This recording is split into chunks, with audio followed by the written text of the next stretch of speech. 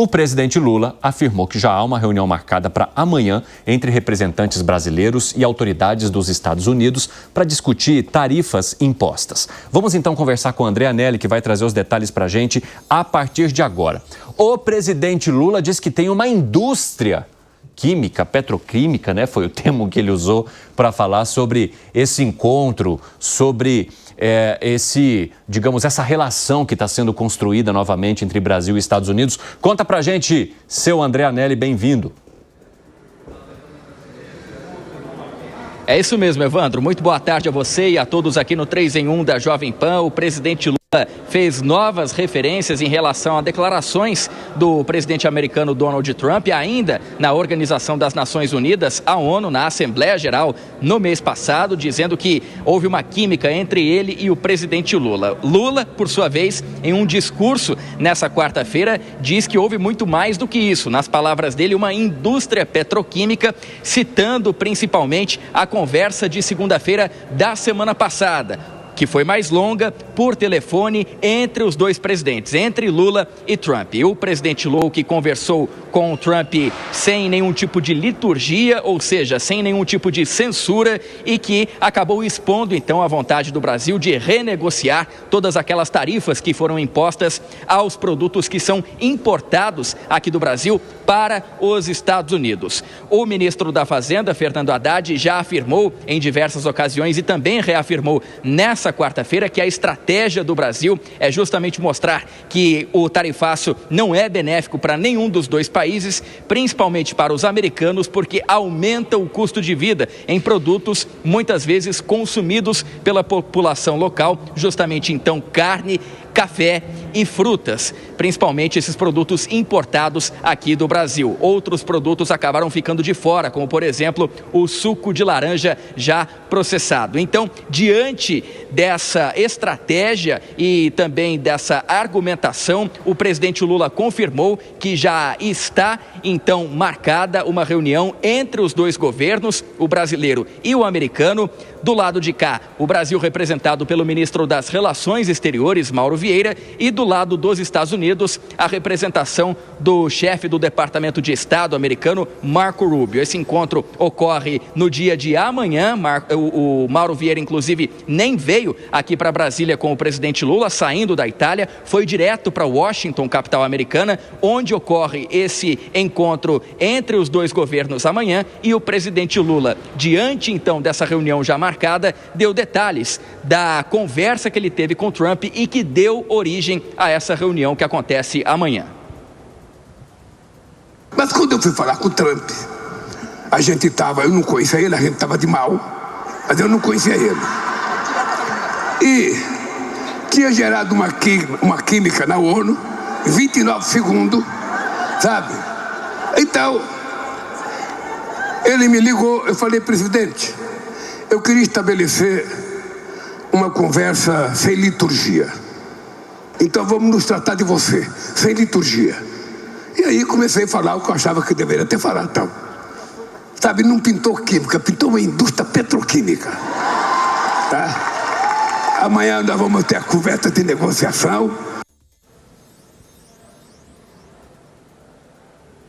Relembrando que, além do tarifaço, outros temas devem entrar na agenda dessa reunião entre Marco Rubio e também Mauro Vieira, a exemplo da possível ocupação militar dos Estados Unidos ao território da Venezuela, vizinho aqui do Brasil, e também questões relacionadas à guerra no leste europeu entre Rússia e Ucrânia e a paz entre Israel e o grupo palestino Hamas. Evandro.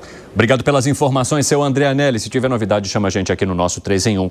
Já vamos jogar para o debate, então, essa manifestação do presidente da República e o que esperar desse encontro entre Marco Rubio e o chanceler Mauro Vieira.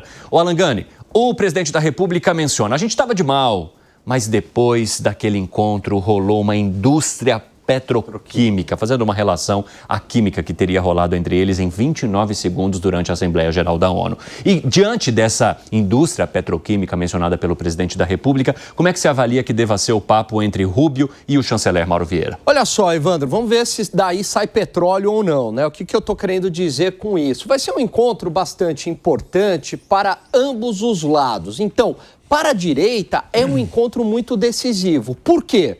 Porque se o debate for apenas econômico, sobre tarifas, o que dá para o Brasil abrir mão, o que dá para abrir da economia, para o núcleo duro do bolsonarismo seria muito ruim, porque seria, né, talvez uma perda de esperança de continuar algum tipo de processo em relação dos Estados Unidos contra o Brasil, algum tipo de pressão. O que pode parecer um pouco incoerente também diante do grupo que esse bolsonarismo sempre defendeu, né? Porque a gente está falando de empresários do agronegócio que estão sendo bastante prejudicados por conta dessas sanções. Então seria natural que se torcesse por uma solução justamente por causa do grupo que está sendo impactado e não necessariamente por causa do rame-rame político.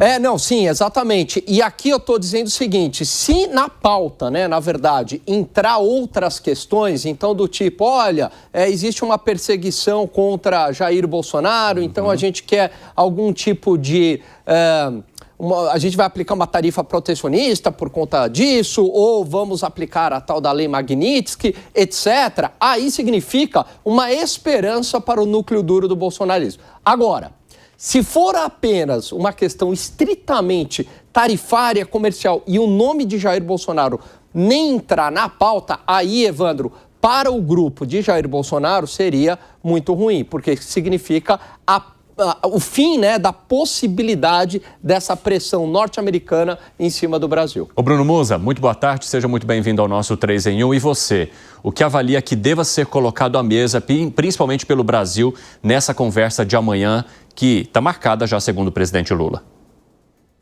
Bom, boa tarde a todos que nos escutam, a todos da bancada, prazer estar aqui novamente. Bom, vamos lá. Na minha opinião, quando o Trump veio a público e falou que pintou aquela química, eu dei o meu ponto aqui e manterei o mesmo para o Lula. Claro que isso é uma retórica, uma narrativa falando ali, digamos, para a sua audiência, para o seu próprio público. É claro que eles querem apaziguar tudo isso, pelo menos da porta para fora. Obviamente, em 29 segundos você não pinta uma química com ninguém, mas é importante que isso seja, digamos, pelo menos colocado em evidência para o restante do mundo, aquela tal da vamos fingir que está tudo bem, que agora temos um alinhamento, tem uma química. O importante é o resultado que saia disso. E aí, na minha opinião, o que vai ser colocado em pauta é o Brasil trazendo o lado do comércio, ou seja, das tarifas, tentando ou diminuir ou isentar um maior número de produtos brasileiros das tarifas impostas pelo governo americano, ao passo que, na minha opinião, eu mantenho e sustento aquilo que eu venho falando. Não acredito que o ponto principal é também importante, o comércio, mas não é, na minha opinião, o ponto importante, central da coisa. Não acho que será fácil demover o presidente Trump disso tudo. Veja, ele acelerou novamente o processo contra a China. De novo, acho que é alguma coisa pontual, estratégica. Então, não vejo ele simplesmente voltando atrás no ponto do Brasil. Apenas uma questão aqui que eu vejo os Estados Unidos cada vez mais tombando para o lado de interesses no Brasil, que é até um ponto que eu estou estudando, que eu vou fazer um vídeo a respeito sobre isso. O Brasil é o segundo país que mais detém reservas dos minerais, das terras raras. Só que nós produzimos 0,005, ou seja,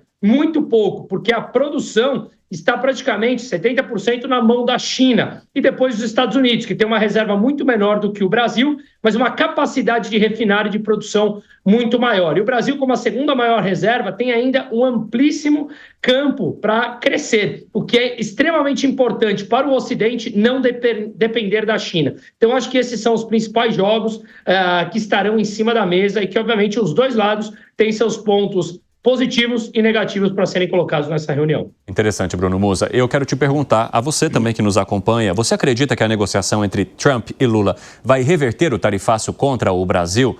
Sim, o diálogo pode funcionar? Não, a decisão já está tomada? Ou pode amenizar, mas não reverter?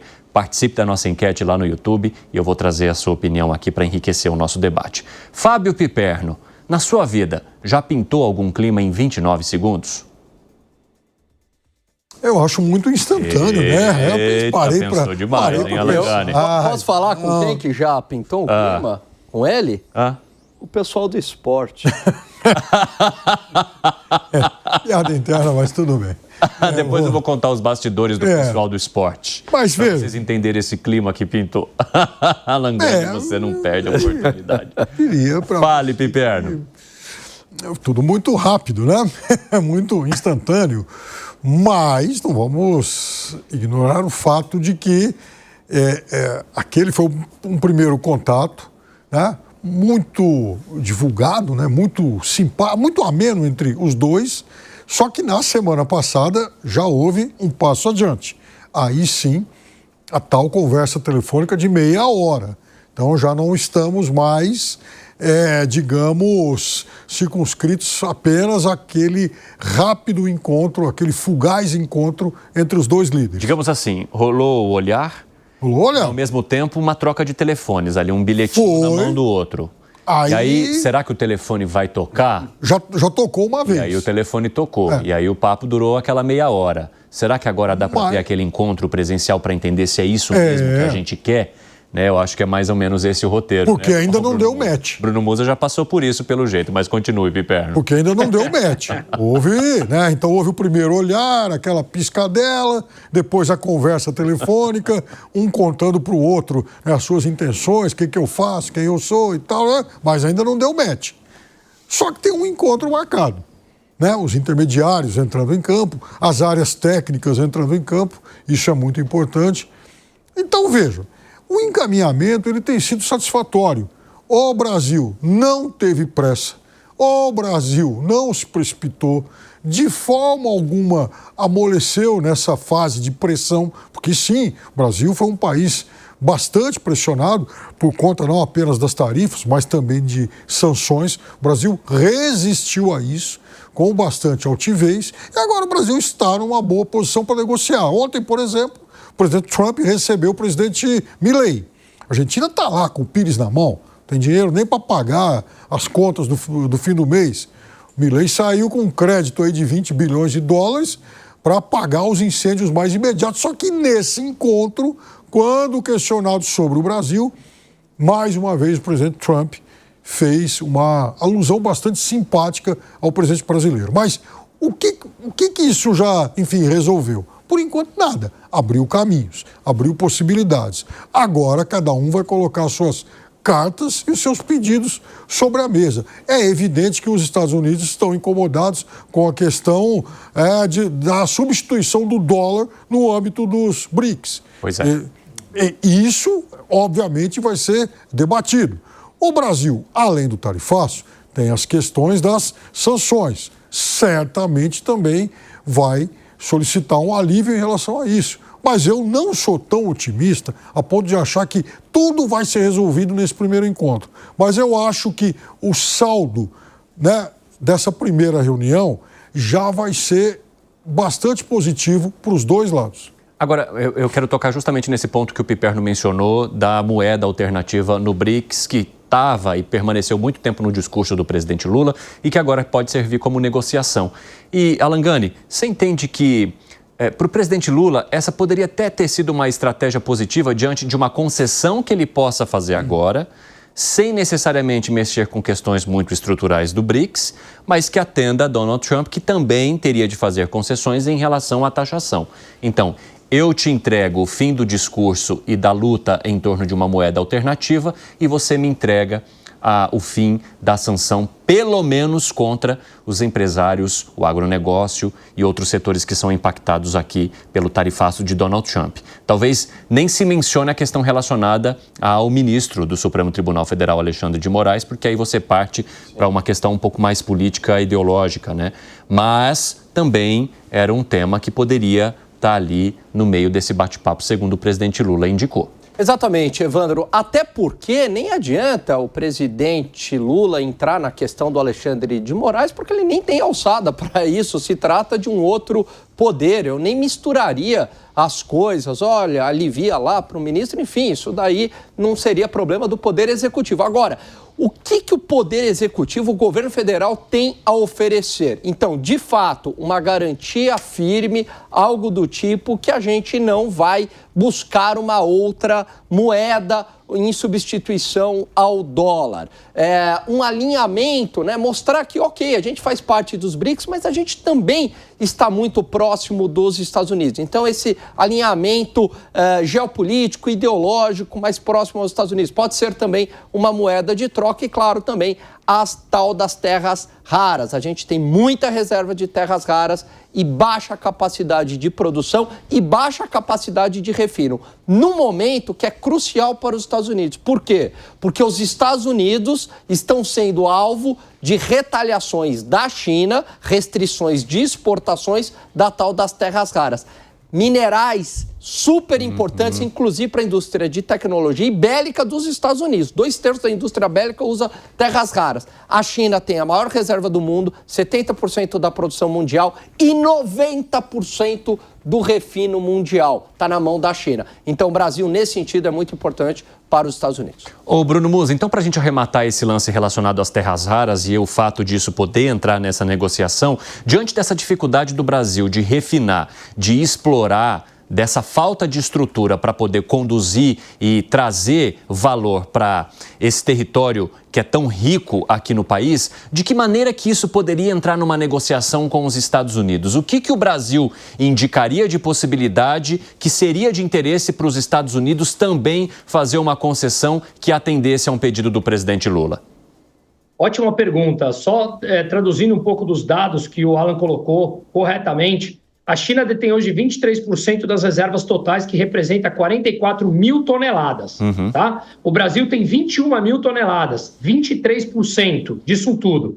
Os Estados Unidos têm por volta de 2,1% das reservas. Só que os Estados Unidos é o segundo maior produtor, produz 12% do que o mundo produz, a China o primeiro. Então veja, por que o Brasil é a segunda maior reserva e não produz nada? Produziu 20 toneladas no ano passado. A China produziu 270 mil toneladas. Caramba. Por que essa diferença como um todo? Porque o Brasil não tem capacidade de refino. As terras raras, elas são 17 elementos que são encontrados em abundância, porém em pequenas concentrações, o que torna extremamente custoso para você procurar e extrair esse material e aí refinar, que é um processo químico. É custoso financeiramente e sob o ponto de vista ambiental, que o mundo agora vai ter que engolir toda aquela retórica que fez durante a pandemia e vai ter que voltar atrás caso queira sair um pouco das mãos da China. Como o Alan falou, 90% do refino é feito pela China. E se os Estados Unidos e o Ocidente querem depender menos da China, não tem outro jeito a não ser começar a investir em exploração de terras raras.